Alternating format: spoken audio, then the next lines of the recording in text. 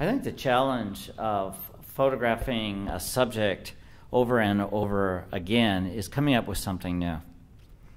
For instance, I love going to Alaska. I love photographing bears. Bears are a great subject. They're full of animation and expression. They look different from one another. They are different colors, and yet many people now that have gone to Alaska to photograph bears usually do it from the same point of view. Usually it's at Brooks Falls or in Denali, but many photos wind up looking alike. When I go back up to Alaska, and specifically when I'm looking for a brown bear, I'm trying now to photograph it in a different way.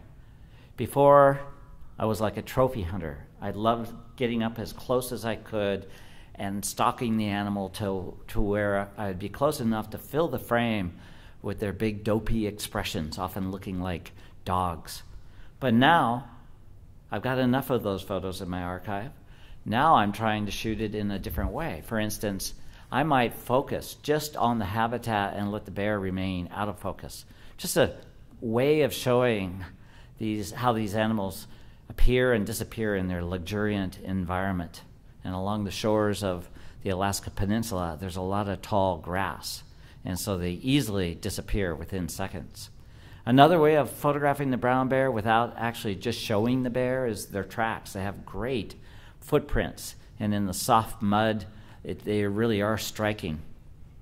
There's mark trees where they'll get up and they'll rub their backs, often leaving hair or claw marks. It's a way of marking their territory and sharpening their claws.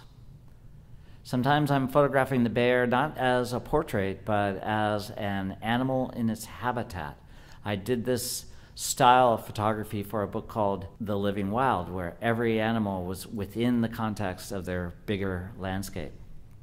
So bears are a great subject to sit down and watch because within minutes, a bear that could be sleeping is suddenly rolling over and scratching its belly or getting up and chasing other bears in a playful way.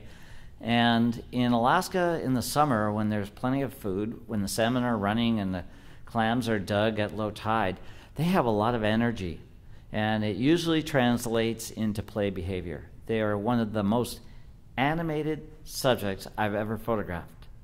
They're a great joy to be around. And as you can see, there's a lot of different ways of translating this great subject.